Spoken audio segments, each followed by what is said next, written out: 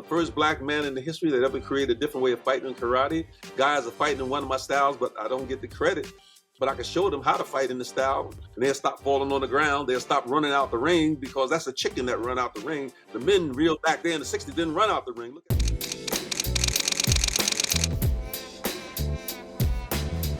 Hello and welcome to another great edition of Beyond the Hype. Now, you guys are regular listeners. You know, I say every edition is great. Every episode is amazing.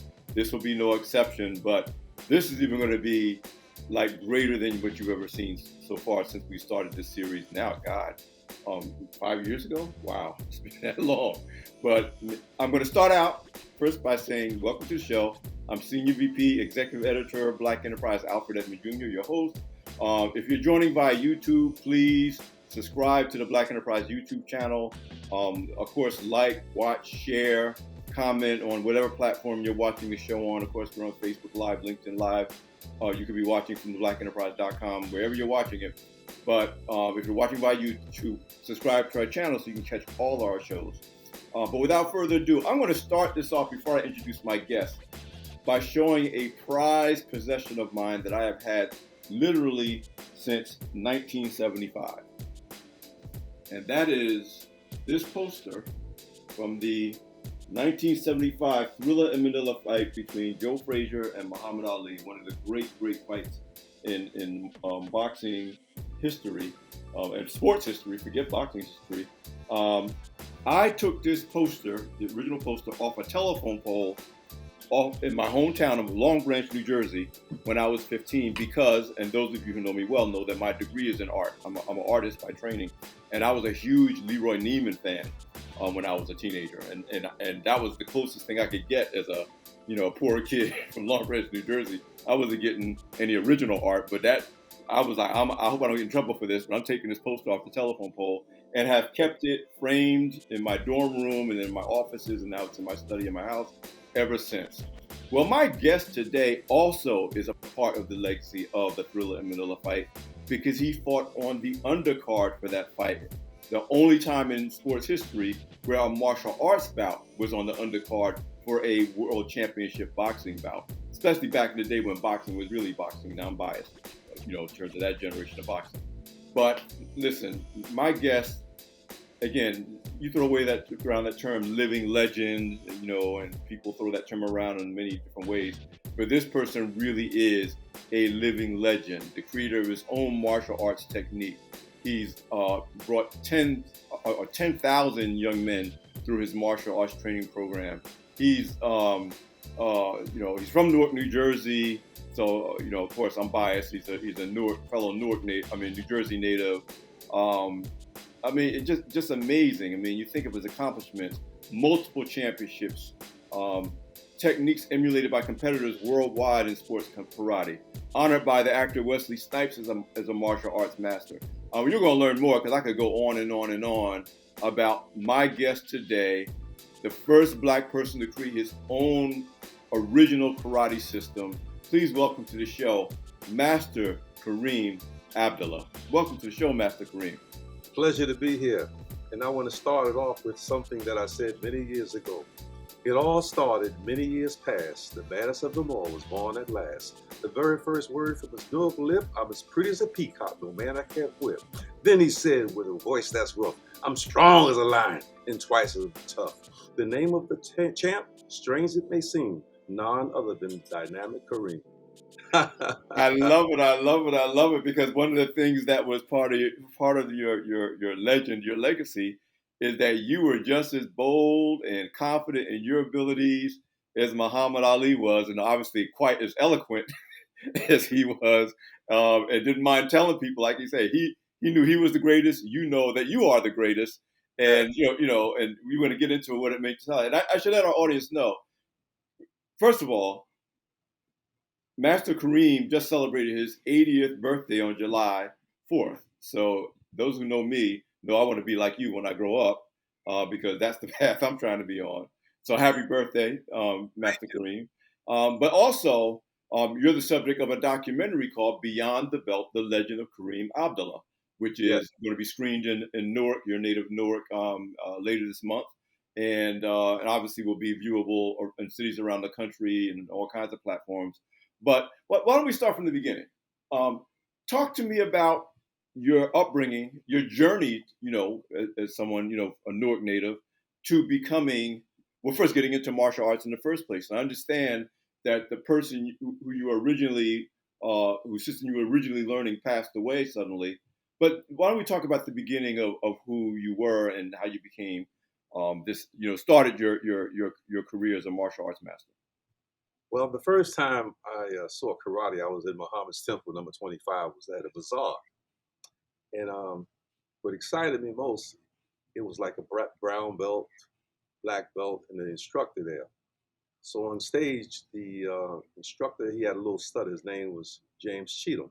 He passed in 1966. So I saw he called his green belt out, and he called 3 other people out. And he said, I'm gonna show you how karate guys, how they can fight more than one person at one time. And this green belt whipped both of the guys on stage. And my eyes just ballooned, boom, you know what I mean? I wanted to learn that. And then he was talking to the captain, his name was Captain John. He was talking about you should learn karate because you can protect your family, you can protect the temple and everything. And he said, and they had big knuckles. So after the bazaar, I'm running around looking at everybody's knuckles, seeing who got big knuckles. And then, it passed. So one day I lived in the Phillipsville projects, the housing project in Newark, New Jersey. So after a basketball game, 2 friends of mine, one name was Charles Moore. He was about 5'5", and Chancey was about 6'2". So they start play fighting. But the thing is that Charles was throwing kicks, but Chancey was about 6'4". But eventually Chancey subdued him because he was bigger than he was. So I went over to him. I said, Charles, why was you fighting dirty? He said, I wasn't fighting dirty. I was doing karate. I said, I'm 15 years old. 17. Karate? I said, what's that? He said, well, you throw kicks, you throw punches, you make sounds. I said, where did you learn it from? He wouldn't tell me. So I said to myself, I'm gonna wait till his mother come home. So when his mother came home, I went to his house and I asked Mrs. Moore. I said, Mrs. Moore, Charles was doing something called karate. I said, but he wouldn't tell me where he learned it from. So she told me where it was. So when she told me where it was downtown Newark, right across the street from the city hall. That was my first time. So Charles Moore was one of the guys who put me on the karate. Wow, I know when I was around the same age, I was 12, 13. I had a cousin that was, eventually actually some success as a kickboxer named Tommy Singleton. But when I was 13, I used to train with him. I didn't stick with it. But for the same reason, I was small. I was maybe 105 pounds when I was 12, 13 years old. I fought probably too much, but because I was small, I didn't win all the time. And I got into martial arts because I just wanted to do better when I got into fights. Right. But ultimately, because I grew out of fighting all the time, but the discipline of martial arts, attracted me and understanding that it was more mental than it was physical, or as much mental as physical if you're practicing correctly. And that discipline, though I didn't continue with this sport, sticks with me to this day. My current chosen sport is natural bodybuilding. And Right. the first time I had a turnaround in that sport was when a mentor told me, it's mental first. Your body is ruled by your mind unless you let your body, don't let your mind get disciplined enough to do that. Let me So continue. as a teenager, what was the tipping point for you at not only saying, yes, I'm going to do this, but understanding how good you could be at it? Now, I'm going to take you, I'm going to a story. So Okay. now, after I found out where the school was, Mhm. my first day going to the school. So I found the building, opened the door, the steps looked like about 50 steps going up. Mhm. So I'm walking up regularly, and then I heard some sounds. I stopped, froze, and then I walked up real slow. When I got to the top, I looked to my left, and there was some guys fighting. The school was right there. Mhm. So I saw a little doorway where this guy was sitting in his business chair. He said, come in." Cheatham used to stutter. So I went to him. I said, I want to learn how to do that thing called karate. So he said, okay. He was explaining about, the lessons. So I looked to my right and I saw two guys fighting in karate, right? One was about 150 pounds soaking wet. The other one was about 240 pounds. I remember their names. The smaller one was Yusuf. The bigger one was called Stan. So Stan was beating him up. And then I looked around the karate teacher. I said, I don't want to learn that if I got to fight them. He said, don't worry about that. He said, if you come like they come to train, one day you may be as good as them. I said, as long as I don't have to fight them. I'm talking fast now. As long as I don't have to fight them. So he told me about the dues, which was $25 a month.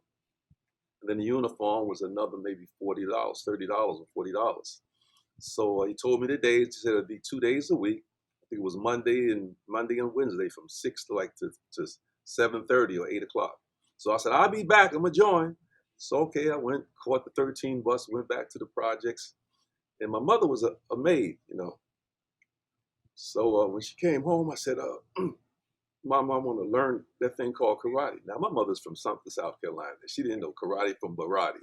I don't have no money, son. I said, well, Mother, you just give me a little bit without the uniform money. Just give it to me so I could join. Yeah, I said, I'll be a better fighter. I know I will be because that karate stuff is great. So my mother gave me the money. She gave me the money to go to school. And I joined. And I trained diligently because I remember Stanley and Yusuf, how good they was. And I wanted to be better than both. Now, my journey at the school was, I tell you what I did. I used to wake up, I was still in high school. I used to wake up 5 o'clock in the morning and run around the projects about 15, 20 times. And then I used to go back and, practice kicking the wall in the project. And then I would go upstairs, wipe down. We didn't have no showers in the projects. Wipe myself down, and get ready for breakfast to go to school. And that was that part of my journey. Wow. But again, got up every 5 o'clock in the morning. You have people that think they have to get up at 9 o'clock every day is a challenge, especially if you're a teenager. Again, that discipline, that self-discipline, because you have to be self-motivated ultimately to do that. Talk to me about you getting to your journey of eventually competing. I mean, I'm trying to fast forward to the thing that's blowing my mind. That you created your own style. Before we get to that, 18 different variations, 25 different fighting methods, 7 distinct styles. And the only Black person to ever create. And by the way, everybody, this man is a 10th degree Black belt. So you went from, Mama, just give me some money to join the school. I don't even have to have a uniform, to this level of accomplishment. Talk to me about that. Let me go to 1964. Okay. 1964, there was a karate contest in Chicago, Illinois. So my instructor, told us about the championship. So we started preparing, getting ready for the championship.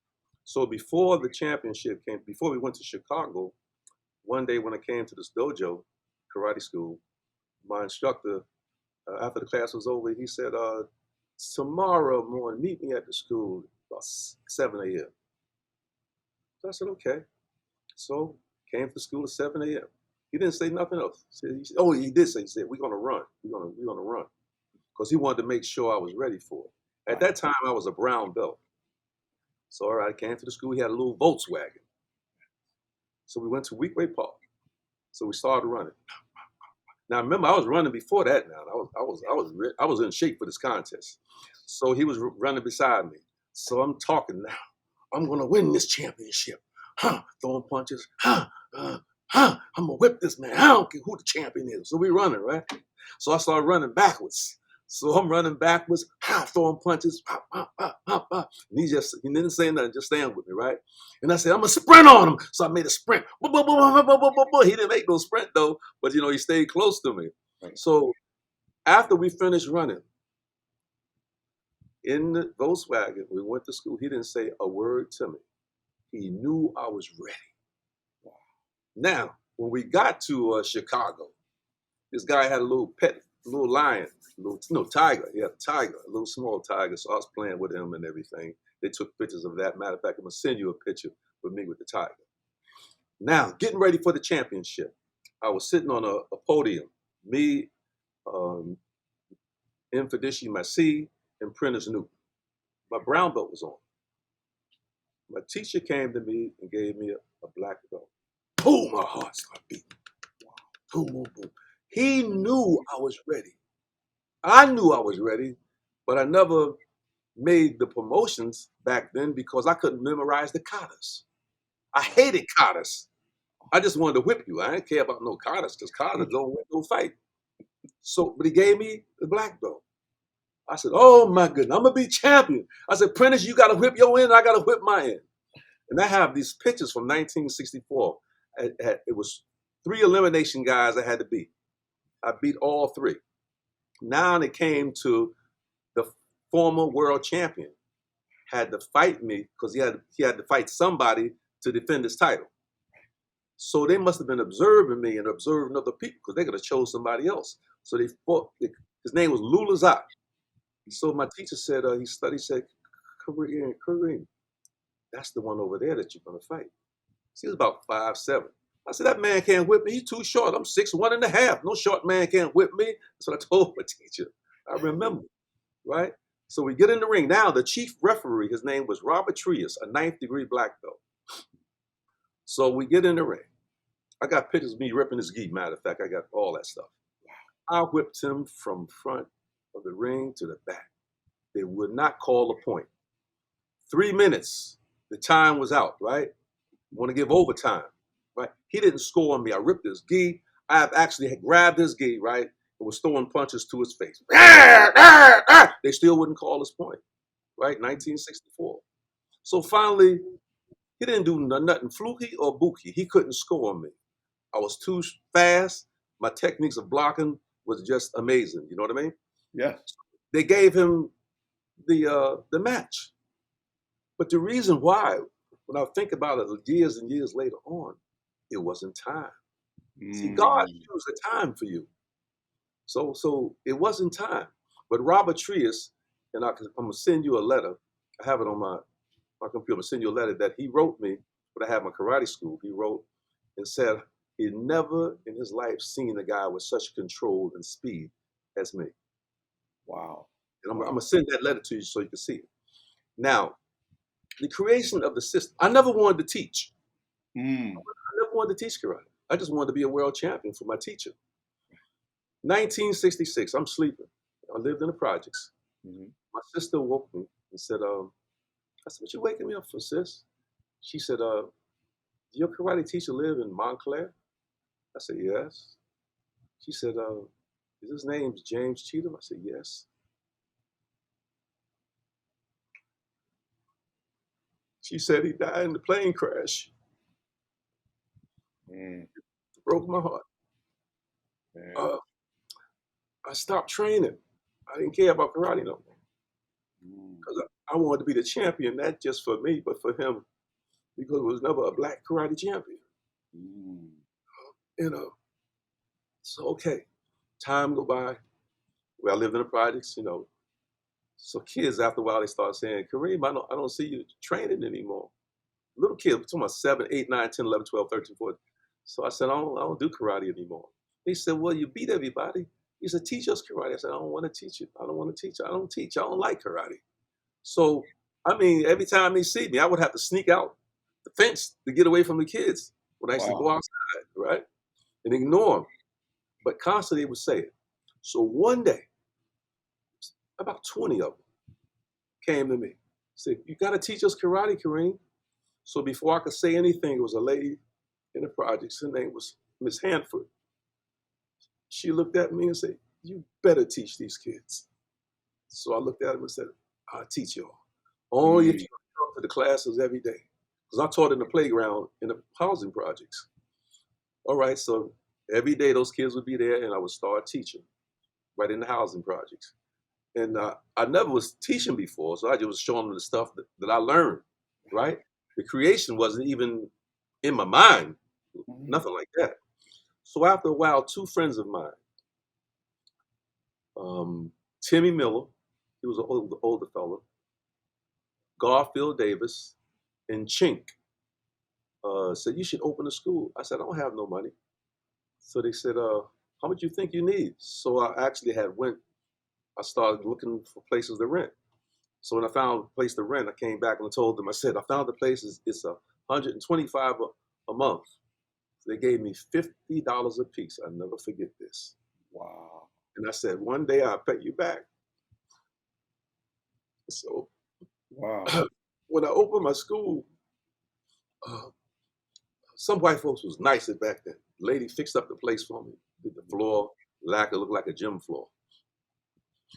My first class, I remember when I got on the floor and was about to start teaching, my mind went blank. There was one student that went to Chi-Chi school. These are the words he said. He said, take your time, young man.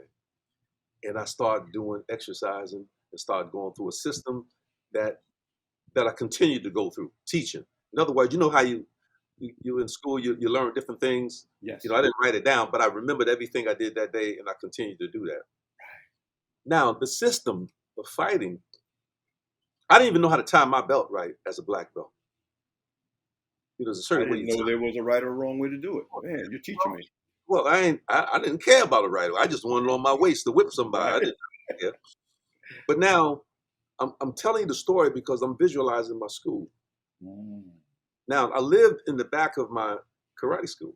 It's a little room.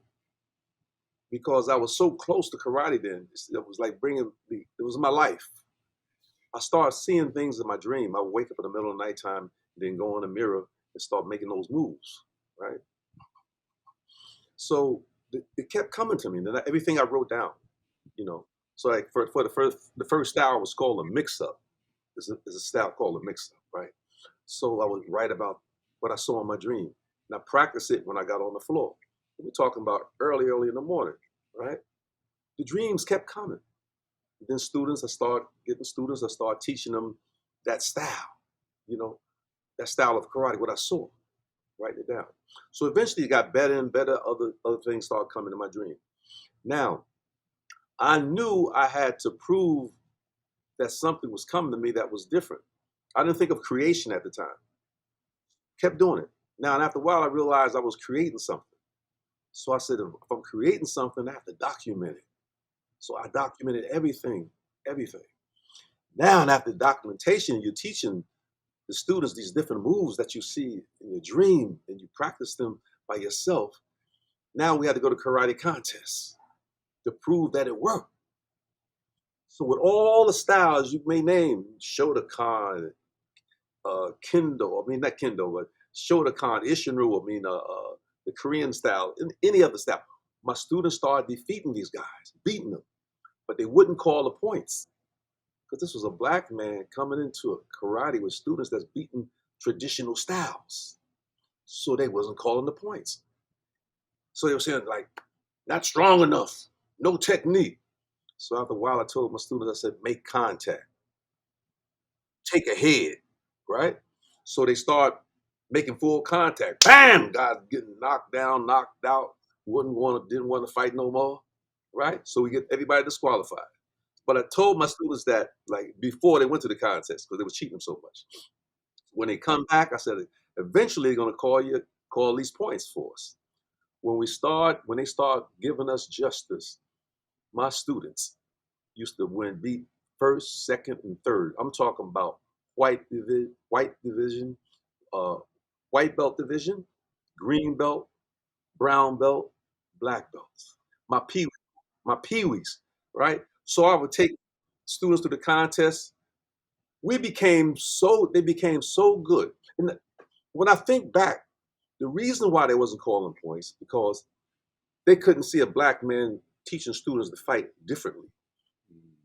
And they didn't want that recognition to be acknowledged. Black instructors, white instructors, Chinese, but don't matter. None of them wanted it, right? But I had to bang it in their head. Stop. Give my students justice. Call the points. Yes. So eventually we started winning contests. One year we won over 365 trophies at contests. And I used to put them in the windows because I had a big glass windows in my dojo. So our community would be proud of the black kids. Man. Now, yeah, so now people start putting me in the magazines. And one day, Official Karate Magazine called me. I'm jumping ahead. Yes. And said, we're going to put you on the cover of Official Karate Magazine, Breaking Bricks. Right? So when they gave me the date, it was in the wintertime. So I didn't have any bricks. So I had to go to it. They was building the projects, another housing projects. So I took a folding cart, went down to the housing project, started stealing bricks. Put them in there and brought them back to the school, right? So I couldn't get all the way up the hill, so I took like 3 bricks out and walked to the school. Now, time to go and get photographed for the cover of a magazine. This is in the wintertime. Went to New York by myself. I had my gi, wrapped up and everything. So when I got in the studio was cold. You can't break bricks when it's cold. What I had to do, I'll never forget this. I had to warm myself up so much where my body was warm enough to break the bricks. Now I only had 3. So I told the photographer, I said, I'm going to breathe 3 hard times. The 3rd time, when you see my hand come down, snap the picture because I only have 3 bricks. So I did it 3 times. When the 3rd time, when I said, when you hear me say when I say you hear me make the sound, here, and then you snap the picture, right? I broke the 3 bricks on the first try, and they put it on the front cover of the magazine, breaking three red bricks. And the only man at that time I knew that did that was Masoyama, a Japanese guy that we followed because he was a strong brick breaker. Wow. Oh, shoot. And I still have amazing. I still have the magazine. Right. So that was a part. Now, all the journey I can remember, and I could tell you the same story over again because none of it is a lie. Now, let me go back into the creation of the system. So I realized all the students couldn't do the mix-up style. So I knew how to create something else. So I created another style called standard style straight. It was familiar with a style called Shotokan, right? But it's much different from Shotokan. So I had 2 different styles that I was teaching. And then in my dream, another one came. I was moving the music, right? And I was popping, So I called it the robot. So with each style, I created different kicks for each style and different punches and different movements with each style. And sometimes I used to teach and have 3 or 4, 5 different styles on there. And I have to say this style, boom, boom, boom, boom, boom, boom. I was like a clock, bump, bump, bump, bump, bump, and going up and down the floor. And then it became so bad because they used to put me in the magazine saying all kinds of things. I used to be in my school crying sometimes, praying to God to give it to somebody else because it was too much for me, But dreams kept coming, and the field kept coming, So I knew I was creating a system of karate. Once at the peak of it, I had to give myself the highest degree, just like the Japanese, the Chinese, Okinawans, whoever may have created a style in their country. So I named myself the 10th degree black belt, which is Judan. Right, in Japanese. Oh. That's the red belt. And you said that's reserved only for proven system founders. Right. So it's not just I just fought a long time and I beat a lot of people. It's a proven system founder. Right. Yes. Prove that it worked. Meaning proven on the, in competition. It's not just in my school. It's official. You got right. Wow. That it worked. So I wrote the certificate for me. Anybody create something. If you created the first airplane and you want to name it whatever you want after you can name it after you. But the people around you, they're not going to accept that. Black man creating something. Now, if you look back in history, there was nobody before 1967, black, that said they created a different way of fighting in karate. Matter of fact, they wasn't giving black men 6 degrees and 7th degree black belt. What I said when they questioned me about, you're a 10th Dan? I said, yeah, I'm a 10th Dan. I said, you can't whip me. What Dan are you? What Dan are you? Oh, I'm black belt. Well, I said, well, see, can you whip me? They wouldn't do that. They saw how bad my fighters was. They didn't want to mess with me anyway. You know what I mean? So, now, going forward, I had to prove it. My students still had to prove that it was the best. They would come with winning 1st, 2nd, and 3rd. And then now the katas, the katas that they do? I hated katas. So two students of mine said, at that time it was called asatida, which means teachers in Arabic. So I said, okay, I'll create a kata. The katas I created used to take first place.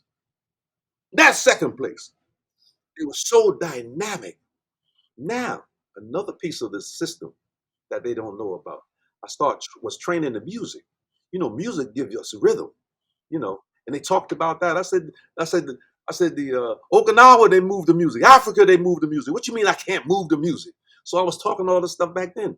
They didn't want to accept it, but my boys was moving to that music. So when they got in front of a guy, say we in the dojo training the music, right? You don't think about nothing when that music hits you. It's like hallelujah. You know what I mean? So when they go to contest, they straight minded. Created the standard style. I had a song for the standard style, song for the mix up, stand for the robot. All of them is different, and all of them look like they came from a different school. Now let's go. Now Wow. Wow. Wow. I produced a young man. He's not with us any longer. His name was Kevin Thompson, but I gave him the name Little K.A., and I called him the eighth wonder of the world when he was 7 years old. But of course, they didn't want to accept that. But he was undefeated as a peewee. When he became a junior, he was too small to fight the juniors because they was too tall for him. You know what I mean? So I stopped him from fighting. So I let him just do katas. First, first, first, first, first, first, first. And as he got bigger, right? And I told him with the katas, I said, if you do a kata, and I said, if you goof up, keep moving because the guys who looking don't know what kata it is any doggone way because they ain't create the kata. So they ain't know, right? So he became exceptional in doing that and became one of the best karate guys and fighters in the country. If you look him up, you'll see all about him, right? But I had other students that was just as good, but they didn't stay with it as long as he did. I had a nephew named Saladin Saladin was eight, 8 or 9 years old. So we had a contest. So the contest promoter said, at the next contest, I'm gonna give away bikes. You know what Saladin told his mother, who was my sister, before the contest? He said, I'm gonna win a bike. Did he not win the bike? He won a bike. He won first place. My students were so good. Saladin and Kevin were so good. They would choose who's going to get the first place or second place at the contest. In other words, they defeated everybody and they wanted them to fight, right? They wanted to. So before that, I would say, listen, we're going to act like we're going to fight. You're going to get on the floor. You're going to, when they say greet, you're going to greet one another. You're going to get to your stance like you're going to fight. And then you're going to just greet one another and walk away. I started that. So, Listen, I'm going to give you one more and let you come with something. Okay. I gave him something else. I said, when we go to the ring, you're going to greet the ring and then you're going to go in. I started that. Now, another point. When my students fought at a karate contest, I didn't have to do no yelling on the sideline. Why? I taught them already. They was ready for it. They didn't need my voice. The voice was embedded into them. All the hollering I see them at the contest, and I wouldn't want to go to those crummy contests. Throw this, and some of them saying they couldn't even fight themselves. So I didn't have to say nothing. Now, I used to sit after a while, they were so good, I used to just sit in the balcony. And you know what my students used to do? They used to look around and see me and just nod their head before they fought. That's the tradition that I had. Yeah. That's the strictness that I had. I mean, what I was about to ask you is as a teacher, as a master, it just seems to me it's one thing to learn there's different styles, but it feels like it also seems like your students learn the spirit and your confidence and to go out and say, no, I know that I'm the best. I know I'm the best before I step out of here. You're right. So I don't need you to yell in my ear while I'm fighting because I know that. How did you? Was it a conscious thing to be able to take that? I'm gonna call it a fire that you had in yourself, even and to transfer that? Because I tell people, let's transfer this to like college. I said, just because you're a professor doesn't mean you can teach. A lot of people have a lot of knowledge. They can't get it out of their heads. They don't know how to transfer it. And that's why everybody who ever went to school knows the difference between the actual teachers that they had and the people that might be the quote unquote experts, the professors, the doctors, but you really didn't learn nothing from them because they didn't know how to do that. And there's a special gift of teaching, which obviously even little kids recognize in you when they're like begged you to teach them. Um, but tell me about that. To what degree that came naturally to you? Were you conscious of it, of this ability to transfer this spirit into these kids, not just technique into the kids? The spirit was embedded into me, right? Mm. Just by me creating something, and knew that I wanted my students to be dominant if the creation was real to the world. So the way I train my students, like when they come to school, uh, you don't shake my hand. They say "ush," which is a courtesy, is a Japanese courtesy, is "ush," right? They come in there and they train, and we have no conversation. You there to learn karate. It's discipline from front to back. When parents, and most of them was mothers that brought their kids to me, it was either to they wanted the kid to have some self-defense so they could protect themselves and some discipline. This was 1967, right? This is what the parents used to say. All of them said the same thing, right? So this is that was my job. I remember one student, his name was Cleveland. He was about 9 years old and he had braces. His braces never got broke in school. Nobody ever hit him in the mouth in school because I taught technique with the execution. You know, Mm. I drilled him. Like, for instance, say, there's a curtain for me, a red curtain, and was a black one for the other students to go through. They wouldn't go through my curtain. It was by me. Once I go on the floor, when they say they're sitting down, getting ready for class, 6 o'clock class. And then I see it's just about 6 o'clock on the button, I'm on the floor. I say, on the floor. I go to my spot. They ready to greet in because I showed them how to greet and everything. We greet. Hush. Then I start teaching. And I didn't just talk teaching. I had to do the moves to show them how to do it right. Most of these teachers now can't do their left leg from their right leg, getting it up or throwing punches good. I showed them the techniques over and over again. So I drilled it in them and made them ready. And then I spoke to their parents. Like their parents couldn't stay and watch them train. Why? It intimidate the kids. So they had to leave. I said, no, you come back. You come back. Only time the parents came, I said, you'll get a chance to see your son or daughter when it's promotion time and they used to have chairs in the dojo where their parents would come to see them.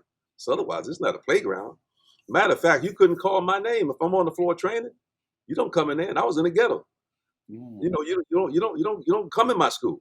That little sign, hats off, keep your mouth closed. So after class, I would stop, and then talk to some people. But during class, for an hour, for hour and a half, I train you from 6 to 7:30. Never change. And I produce champions by that method. And then that's the first class. And then the second class is more advanced class. That's when you start learning how to fight, how to fight for real. But in the first class, you don't do no fighting, no hit nobody, just execution, execution, execution, execution. Now in the second class, they don't train the music. In the third class, after they got all this under their skin, and then we had trained, like for instance, the stand style straight guys be by themselves.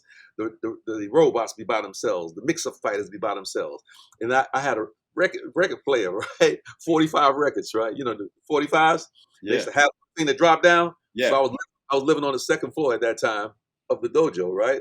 So I put it on, have to run downstairs before the record start, and then it start. And like for instance, the Staple Brothers with "Can't Respect Yourself." That was a Yeah. stand. Yeah. So it's certain moves.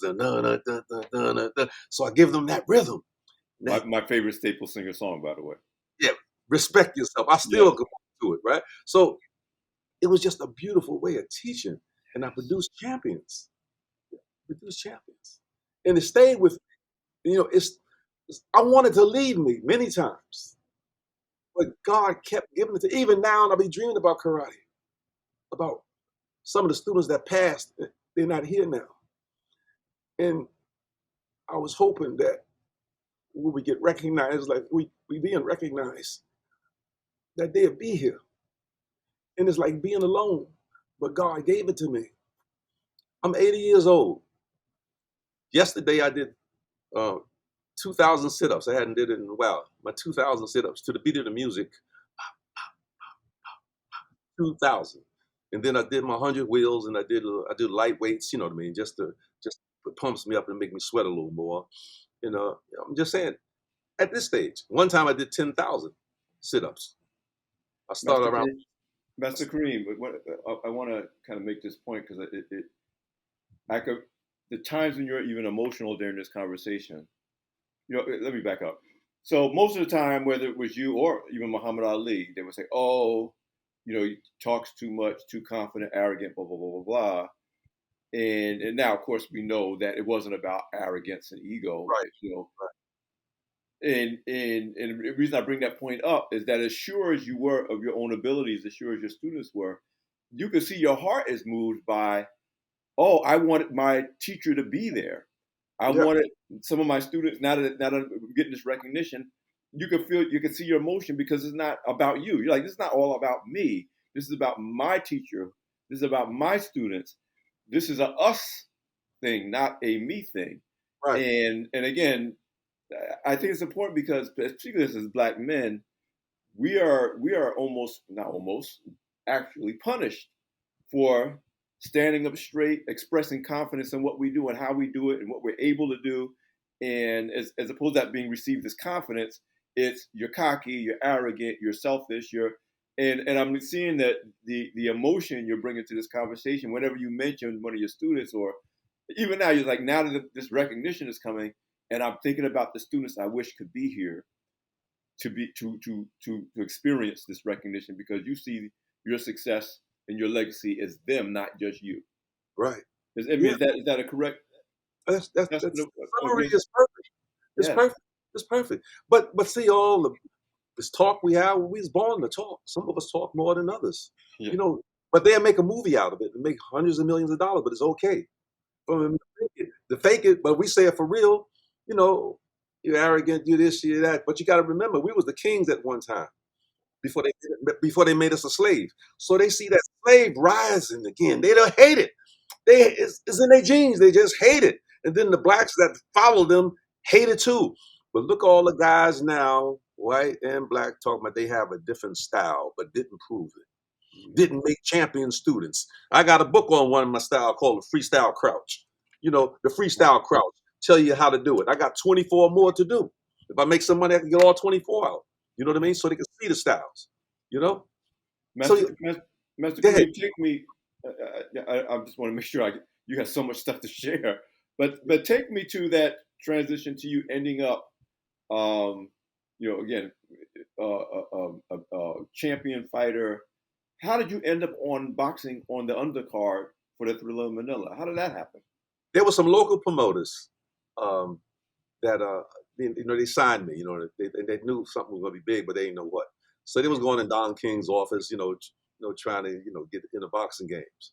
So one day they came to my school. I said, if you tell Don about me and you take some video of me training, I bet you put me on that championship card. So one of them, I'm gonna mention his name. I want to show on him, man. He all right with me. His name is Mo. He said, "Oh, well, man, Don ain't going for that, man. You the video you train." I said, "Get the video of me training, talking trash, right? Saying how bad I am. He'll put me on the card." He said, "I said, just do it and see." Man, about a week and a half came by, came my class. He said, "Don said he wants you on the championship fight." I said, "Well, find the baddest one in the country for me to fight." So it was a guy named Joe Lewis that used to sell a whole lot of noise out there, right, in California. So happened he went to he had to fight a full contact fight, and I can't remember the guy he fought, but I went there and this guy whipped his butt. So this is before the fight now. Now they had to find somebody else. So they found a guy named Jeff Smith. I didn't know anything about him. So they found him. So they put that together. Now the thing about me getting ready for the fight, I didn't have no no wise man around me to guide me, right? I thought the brothers tell me you fast, you be meaner and all that kind of stuff. I didn't even eat before I fought the championship fight. I was dehydrated. I didn't drink no water in the corner Mm. for 11 rounds and didn't get any sparring. No one would come spar me before my world championship fight. Wow. Here now, John Reed had made the safety gloves and all that here. Never had safety gloves on. No foot pads on. No training in the ring and sparring. Everybody said in New York how bad they was. No one would come spar me. I just had to train. I used to get up 3 o'clock in the morning. This is no lie. I used to run in the rain, snow. It didn't matter. I would run. right? I was ready mentally and physically, but I wasn't there because I didn't have that sparring. Right. And to go to fight a guy who was undefeated, knocking everybody out within 3 rounds. Jimmy the Greek was there. Jimmy the Greek was a big sport guy. Talking Yeah. about he's going to take me out in 3 rounds. I said, I could run for 3 rounds. Nobody can beat knocking me out in 3 rounds. He can't catch me, number one. And if he catch me, you're going to have to go past his hip. So, so I got the fight. And I mean, kind of picked me up in the limousines, got everything, but what I didn't have was the sparring. So God be saying, he's tired, but I kept fighting.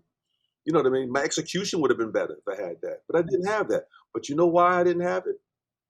Because God had a different plan.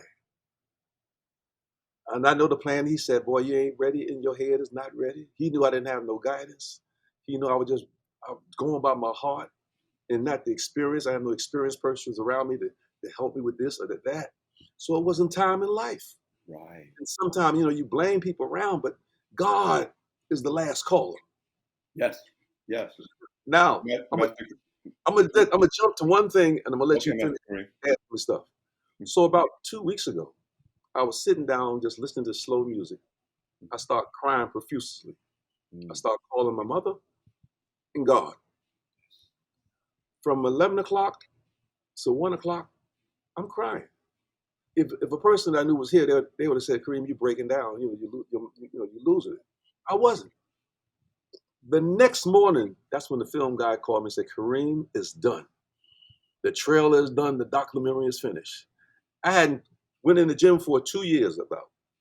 That day, that's when I went down. After 2 years, still did my 1,000 sit-ups and started working out again. I've been doing it ever since April the 3rd. I just wanted to put that in there. Oh, Master Karriem, no, you and I were thinking on the same path. I was going to ask you. Now we got this documentary, Beyond the Belt: The Legend of Karriem ABdDallah. Talk to me about. I mean, you started already. The film is done. What is that like now? That your story's being told. I tell people the blessing is not only that your story is being told. I'm younger than you are, but I'm on this. My goal is to live to a healthy, robust 104. Yeah, why do you live the way you do? Why do you eat the way you do? Why do you work out the way you do? And I'm like, because I want to live, but I don't want to just survive. I want to live. So I said I want to be here when the story is told. And I said that's a blessing. Nothing wrong with the story being told. If you pass. But what is it like to you're here? Obviously, you're vibrant, you're robust, you're cognitively healthy. Because I tell you it's about your brain, not just your body. Just tell me what is it like to have your story now being told? I told everybody Mm. that God gave me this. You can't take it away from me. So you don't give me a job. You don't call me to come to your contests. You don't give me no recognition in the town I came from. The only person that's of power at one time gave me credit was the late Sharp James, because he's on this documentary talking big stuff about me. When we was filming him talking about me, man, I just sat down in tears. I didn't know he knew that much about me, and I'm so happy that he's on this documentary. So it's not about me, but God gave me my job. You can't disturb His answers. You know, you got the haters, you got the crab mentality, the slave mentalities brothers have, don't want to give you the credit, but they're not even important because God's above them. And the day and the night I was crying, the next day it came to light. And the person that did the documentary, his father used to follow me, but his mother wouldn't allow him to come to my school because she thought he'd get hurt. But he followed me. And one day I called him and he said, "My son do movies." I said, "Give me his number." So his son called me, and when I talked to him, he said, "I know all about you." I said, "No, you only know what your daddy told you." I said, I said, I said, "I'm the first black man in the history that ever created a different way of fighting in karate. Guys are fighting in one of my styles, but I don't get the credit. But I can show them how to fight in the style, and they'll stop falling on the ground. They'll stop running out the ring because that's a chicken that run out the ring. The men real back there in the 60s didn't run out the ring. Look at some of the tapes of them fighting. They stayed in the ring." I said, "Even right now, they can get in front of me and couldn't score on me with that jive time telegraphing kicks and punches that they throw." Right, right. So I'm still a living guy, and I would still do it. And there's no other guy you can name in America that came from my time that could still do it. Wow, wow, wow. I can't wait to see the doc, man. I'm gonna be. And then we got a rap song about it too. All right. Oh man. But I want to get a real rap guy to do a real rap about it because Yeah. this is, you know what? I tell you what this reminds me of. You heard of Ibrahim Chare I don't know. from I don't think so. Tell me. Faso, an African that changed the whole face of it. They land, they kick the French out, they Oh done yeah, build it. yes. All right, you know, I'm just saying, it reminds me of me, where you didn't have the dream, you had the dream and nobody else could see it, but you had some soldiers that got behind you and stayed behind you and brought you to it. This is what it reminds me of. You can't sink a ship that God put together. You can sink one that man put together. So they couldn't sink me. So he blessed me. I had a stroke in 2024, and I was a vegan and all that, but I was still eating stuff that shouldn't be eating, pizza stuff like that. Later on, Dr. CB saved me, eating better, and then Yaki Awaken really put me to a level where I make my own food. I mean, I cook up. I don't want to eat out. So I changed my whole thing from 175 to 180. I'm 168. Not skinny, feel strong. My mind is still registering that you said you had a stroke, and your cognitive. Hold it. You, Hold it. Let me tell you. In the hospital, you know what I did?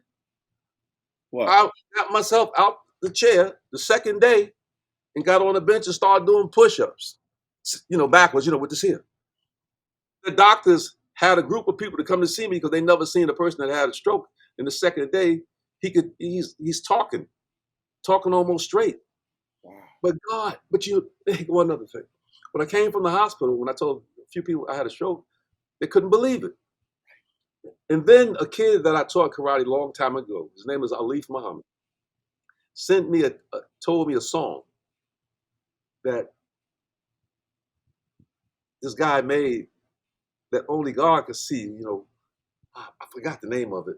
This is his brother, a black brother. I can't think of his name. But when God give you something that He wants you to accomplish, you're going to do it. You're right. Nothing's And going to stop. everything else is going to happen. Yes. And I believe that. I know it. Because look what's happening now. There's Talk- guys who filmed in Newark, right? Yes. And I told them about my vision, the motion picture and all this here.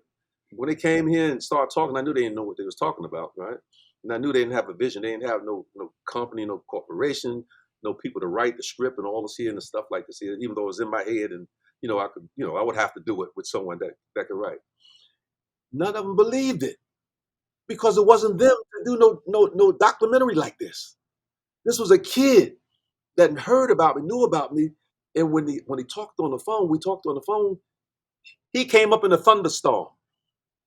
It was almost a hurricane. He came from North Carolina. I called him that morning and said, "Don't come because they said it's going to be a hurricane." He said, "We packed and we coming," and that's how it come. All the closest people around me are from distance, from far away. The ones that was around, they didn't want you to make What it. they say about the prophet in his own land. Yes, You know. yes. You know. And I lived it. I lived it. Tell, Come on. tell me about your relationship with Muhammad Ali, who again, both of you were just It was a fun. supremely confident in what you could do, and it ain't bragging if you do it, as they say. But Right. talk to me about that relationship. A guy named Rockman, he's passed now. Mhm. He said it was on like a Friday. He saw me. He used to have a jewelry store downtown Newark. He said, "Karriem, I'm going to Muhammad Ali's camp. It was in Deer Lake, Pennsylvania. Tomorrow, won't you come with us?" I said, "No, I don't want to go. I don't want to go." He said, "Bro, you should come." He said, "He's a good brother." He said, "Be glad to see you." So I said, "Okay." So I drove with him to Deer Lake, Pennsylvania. So when we got there, Khalil, he was married to Khalil at the time. Mhm. So they came and brought Khalil to me, and she said, "That's Karriem." 'Cause I guess she read about me in the magazine, something like that. She said, "Oh boy," she was happy and everything. "You got to train me. You got to train me." And she started introducing me to all her cousins and friends and everything. And I have pictures, of that time. introduced me to Ali. Come on, Ali. Ali put my karate gi on, the top part, and then we start playing around. There was other other guys up there, and she was just snapping pictures, and that's the picture that's on my Facebook with he and I. So it was a pleasure. And when his jaw got broken with the fighter, I mean, I was sleeping in the his boxing gym. I remember him waking up early in the morning, saying, "Yeah, he got me, but I'm gonna get him back and the rest of them too. Don't think I'm coming back. I'm the king of this one. I'm the king of boxing. I mean, I'm listening to him talk because his jaw was broke, right? And but he was a pleasant guy. They fed me. It was just a pleasure. It was a pleasure, and it was an honor. Now another thing, the Honorable Elijah Muhammad only gave two athletes that was Muslims names. That was Muhammad Ali and Karriem. It was Karriem ABdAllah at the time. Yes. Yes. Wow. I have that original letter, with his name on it and everything. So I he love knows. it. Yeah, That is so it's like history. This is amazing. history. Yes. Yeah. But you're here to tell it. I'm so glad I got you on the show. I'm so Oh, glad I got you on the show. so happy also. Yeah. And then the poster, I have that poster. I have the poster. What I was showing? Yeah. Yeah, with my picture at the bottom because they made a special one with me with the contact fight. You don't have that one, but I got the one.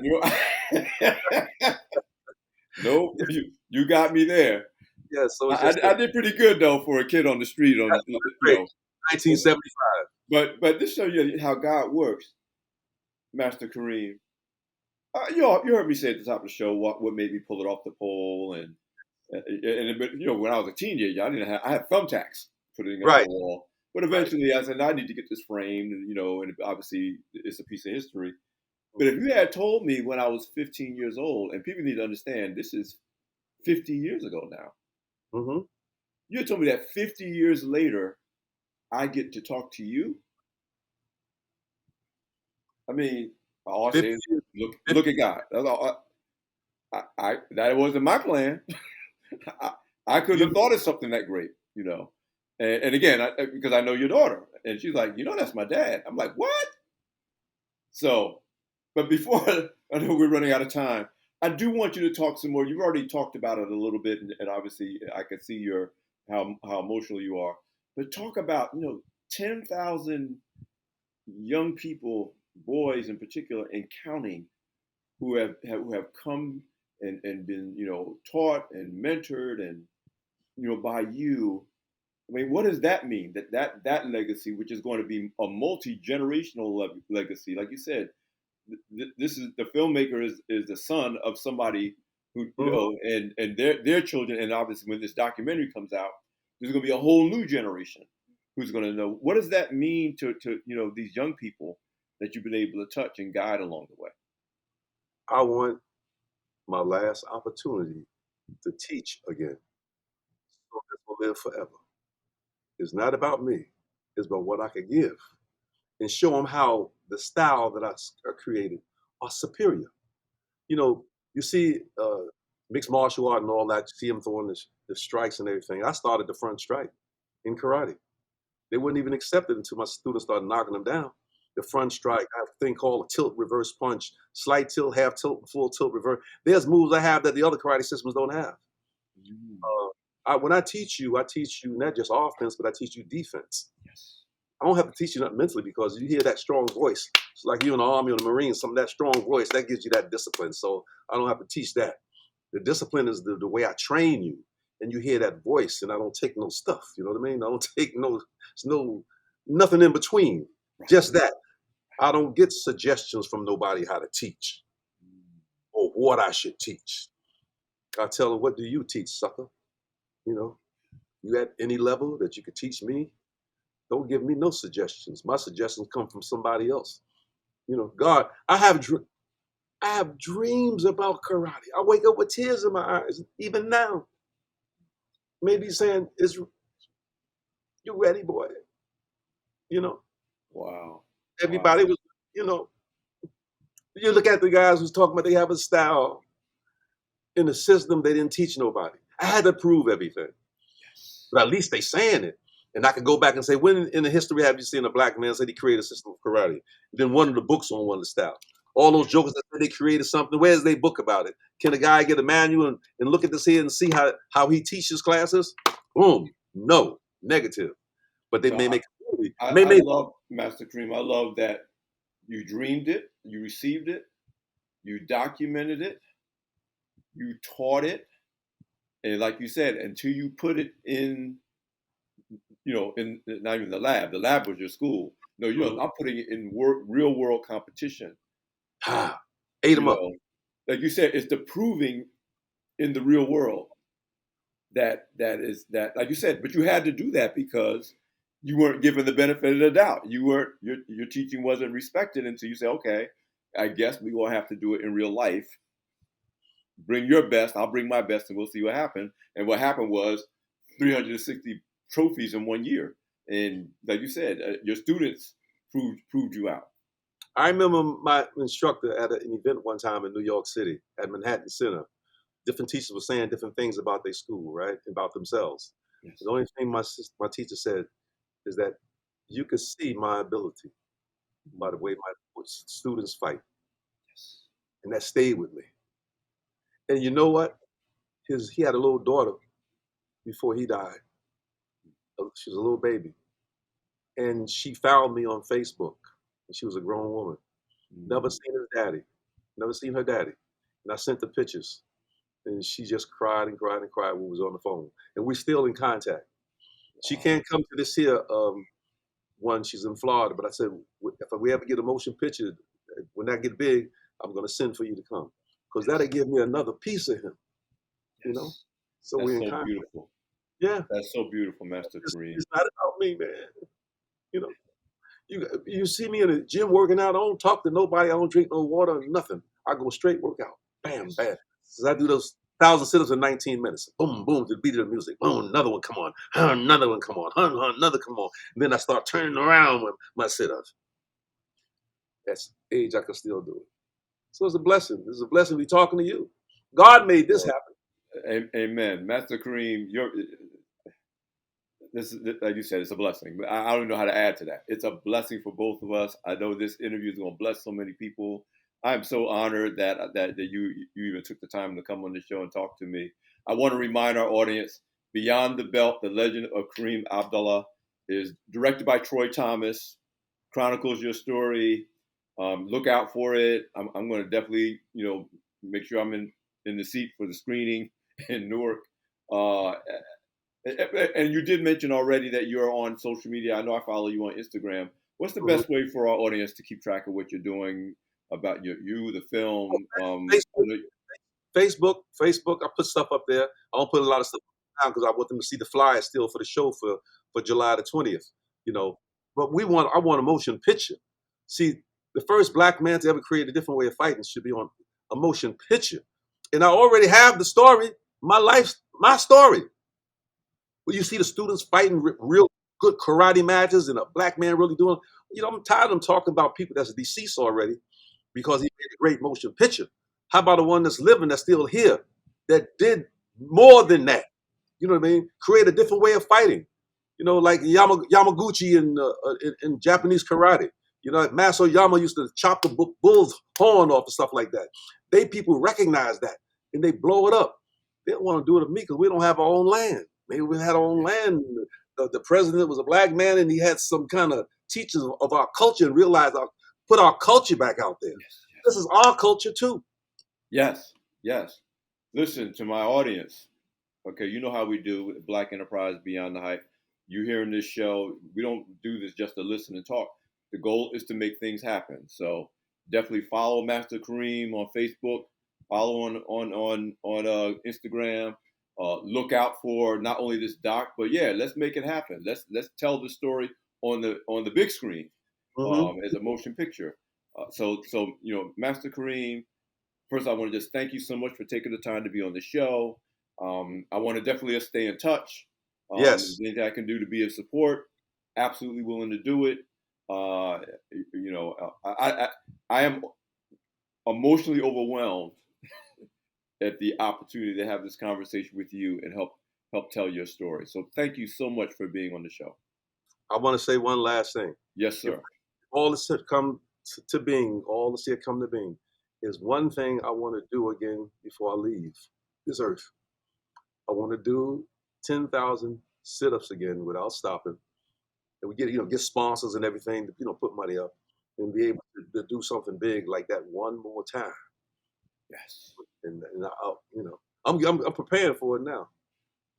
All right, well, let's stay in touch with that because, Okay. like I said, my passion is about your best years is supposed to be after you turn 50, but you Right. can't do that unless you take care of yourself and invest in your mind, your body, and your spirit. And that's what you put in your body, is what you do with your body. And this whole idea, it's a lie that your body's supposed to fall apart after you turn 40. Yeah. You're living proof of that. And it doesn't mean you never have any issues. I'm now 16 years, almost 16 years past my prostate cancer experience. And I forget it happens sometimes because my body was strong enough. My surgeon said, your body was strong enough to endure it. It's not that you never get sick and you never get hurt. It's that your body's built to overcome that if you're treating it right. So you and I, we're going to have some more conversations. I call you what I call people on Instagram. We are ageless achievers. I tell people I'm not 65 years old. I'm 65 years new. You're 80 years new on July. But you know who gave us that age thing, though? Tell me. White America. Yeah. White America. You know what I mean? Look at LeBron. It showed you an example. Our bodies are made different. We don't have the same bodies. White and black bodies are different. All right? But we go on their history. We go on their weakness. We stronger than that. And we let our minds tell us that we're supposed to break down. Yes. It's like, no, Yes. our minds, what we tell our minds is what it believes. And if you tell your mind, oh, you're 45, you're not supposed to do that anymore, then you stop doing it. Yeah, you can do it. We everlasting. We everlasting. I'm so with you. Oh man. On that note, we're out of time, Master Karriem. I'd like to talk to you. I knew he was gonna run out of time. Yeah, we're gonna talk again. We're gonna continue this conversation, but they don't need to be here. Right. Listen, everyone. Thank you for joining us for another great edition of Beyond the Hype. Again, I promise it was going to be a great episode. This might be the best one ever, and I delivered. Again, I want to remind you to subscribe to Black Enterprise on YouTube so you can see the replay of this show and all the other shows that we do. Sisters Inc., obviously the new norm, Beyond the Hype, and you can see this interview on demand. Listen, I'm so glad you guys were able to join us. Please take care of yourself, and we'll see you next time. I'm Alfred Edmond Jr., Senior VP, Executive Editor of Black Enterprise for Beyond the Hype. For more than 5 decades, we've had your back. Beyond the Hype and Black Enterprise have everything you need to elevate your excellence.